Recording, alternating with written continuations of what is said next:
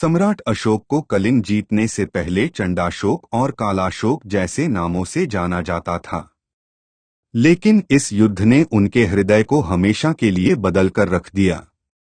आगे उन्होंने अपनी धम्म नीति के तहत दुनिया को जो सीख दी, आज वह हमारी सबसे बड़ी पहचान है। सम्राट अशोक की गिनती इतिहास के सबसे महान शासकों में होती है। वह चंद्रगुप्त मौर्य द्वारा स्थापित मौर्य वंश के तीसरे राजा थे। उन्होंने 272 में अपने पिता बिंदुसार की मृत्यु के बाद सत्ता संभाली।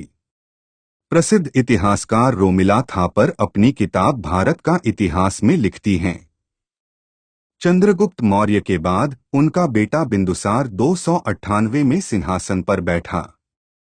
यूनानी उन्हें अमिट्रोचेट्स बुलाते थे, जिसका अर्थ है शत्रुओं का नाश करने वाला।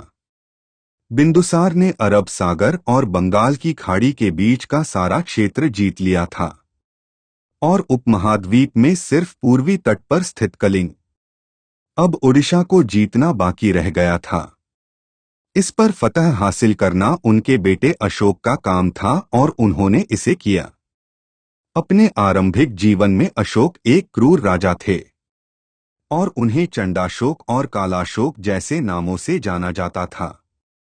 लेकिन कलिंग युद्ध के बाद अशोक पश्चाताप की आग में जल रहे थे और उन्होंने युद्ध के भयावह परिणामों को देखते हुए बौद्ध धर्म को अपना लिया।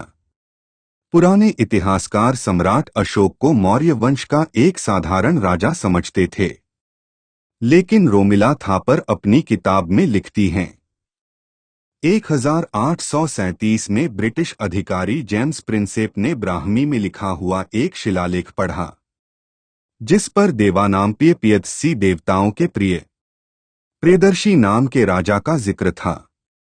यह नाम इतिहास के किसी भी स्रोत से मेल नहीं खाता था और वर्षों तक एक रहस्य बना रहा। वह आगे लिखती हैं, फिर श्रीलंका में बौद्ध विवरणों की जांच के बाद पता चला कि एक महान और उदार मौर्य राजा का जिक्र प्रियदर्शी नाम से किया गया है। इसके बाद 1915 में एक और शिलालेख मिला, जिसमें लेखक ने खुद को सम्राट अशोक प्रियदर्शी के नाम से अभिव्यक्त किया। इससे साफ हो गया कि यह सम्राट अशोक का दूसरा नाम था। अशोक के पास अद्वितीय सैन्य और प्रशासनिक क्षमताएं थी, लेकिन वह महत्वाकांक्षी व्यक्ति थे। इसी वजह से बिंदुसार उन्हें पसंद नहीं करते थे और उन्हें सत्ता से दूर रखना चाहते थे। बिंदुसार अशोक के बड़े और सौतेले भाई सुसीम को राजा बनाना चाहते थे, लेकिन सत्ता के लोभ में अशोक ने बिंदुसार के गुजरने के बाद रास्ते में आने वाले अपने सभी भाइयों की हत्या कर दी। कलिंग के पास विशाल सेना थी, लेकिन सम्राट अशोक इसे हर हाल में जीतना चाहते थे। रोमिला थापर बताती हैं कि जमीन और समुद्र दक्षिण की ओर जाने वाले दोनों रास्तों पर कलिंग का नियंत्रण था, इसलिए मौर्य शासन के लिए उसे अपना अंग बनाना जरूरी हो गया। इसी के तहत अशोक ने 260 में कलिंग पर आक्रमण कर दिया। इस युद्ध में लाखों लोगों की जान गई, लेकिन इस युद्ध ने अशोक के हृदय को हमेशा के लिए बदल कर रख दिया और उन्होंने धम्म की नीति अपनाई।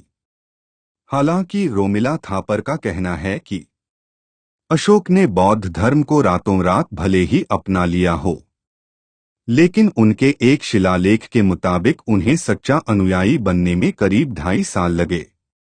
इस विचार के तहत उन्होंने अहिंसा का मार्ग अपनाया और युद्धों को त्याग दिया। सम्राट अशोक की धम्म नीति किसी धार्मिक आस्था या व्यवहार के लिए मनमानी नीति नहीं थी। उन्होंने इसे अपनी प्रजा के नैतिक विकास और